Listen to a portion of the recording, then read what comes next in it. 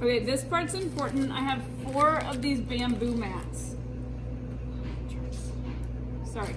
I have 4 of these bamboo mats, right? You can see there's one side here that's like lighter, and then there's a side that's darker. Okay, it doesn't totally matter, but I'm gonna roll mine, actually, no, I'm gonna roll mine like this. The lighter side up. And I have them in these plastic bags. You need to leave them in that so they don't get all schmutzed up and ruined, okay? And then we've got nori seaweed wrapper. Okay? You can see it or you can feel it. It has a rough side and it has a smooth side. I'm gonna put the smooth side down on top of the mat. Okay? And then I will take some of the rice. In this case, it is a plain rice, but today, like some of you might have seasoned it, I'm gonna spread it out. Okay, you don't need a ton. The bigger this sushi roll is, the bigger you pack it, the more difficult it's going to be to roll it up. It's gonna be like a huge explosion. So for the first couple rolls, I would make them smaller rather than larger. You can see I'm packing it down and I'm feeling with my hand to level it out. And don't go like, you can go to the edges, but not all the way to the end, okay? So we'll start there. The pretzel sticks represent the size that your vegetables should be. I bought in carrot sticks. You'll be cutting your own cucumbers. If you do tomatoes, you'll seed them and cut them small. So just to demonstrate today, I'm gonna lay down my pretzel sticks. If they were jalapenos, you would take the seeds out if you want and do julienne slivers. So you're really meant to be practicing your julienne cuts here. If you're using chicken or crab or ahi, we would only be doing it about as thick as this larger pretzel piece. All right, so I'll put a few of those down. If you had herbs like cilantro, you might put some in the middle.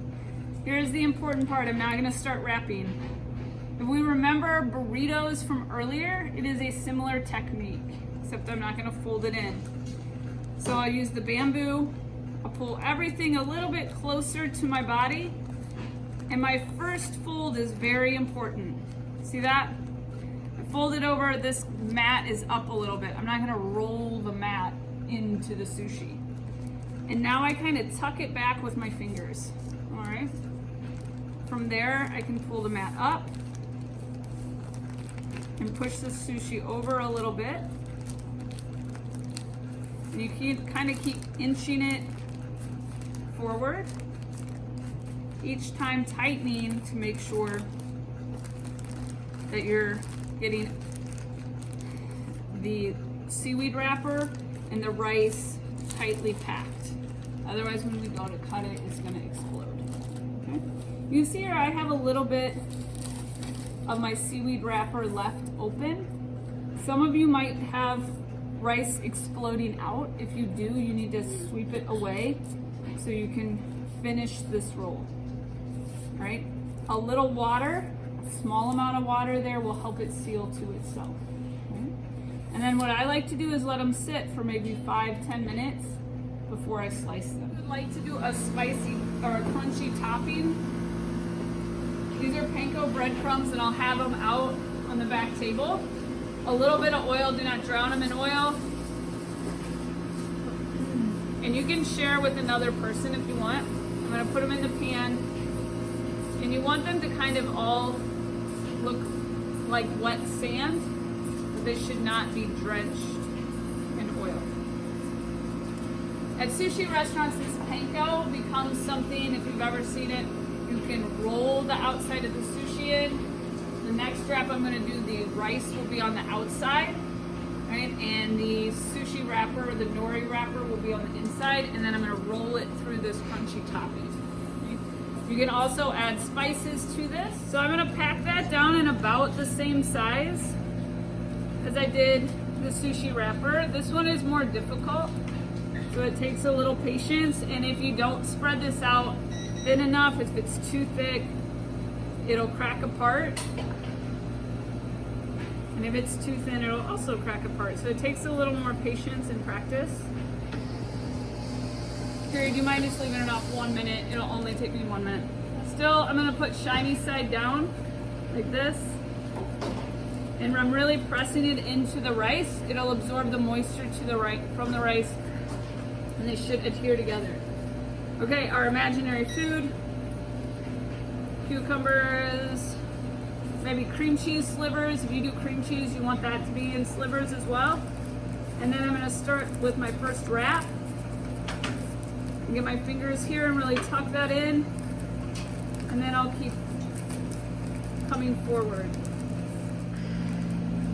Or you can cut some avocado really thin and layer it over the top.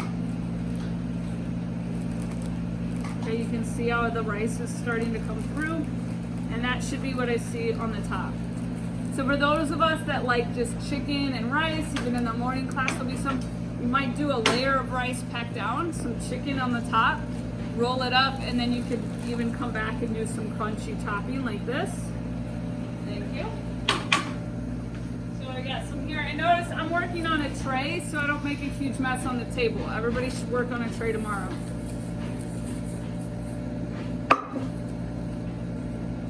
So then I've got the toasted panko. I'll spread it out.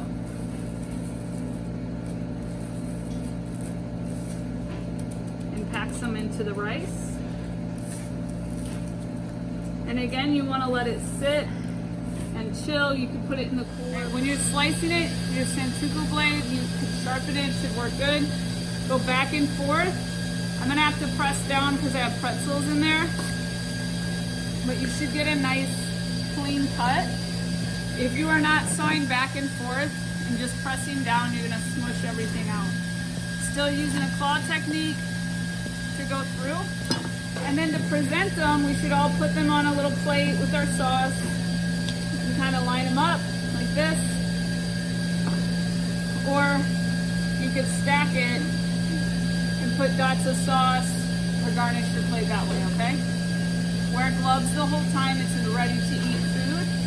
I don't mind if you guys let other people test your food, but because we're not cooking it, you need to be really, really careful about sanitation, right? Yes?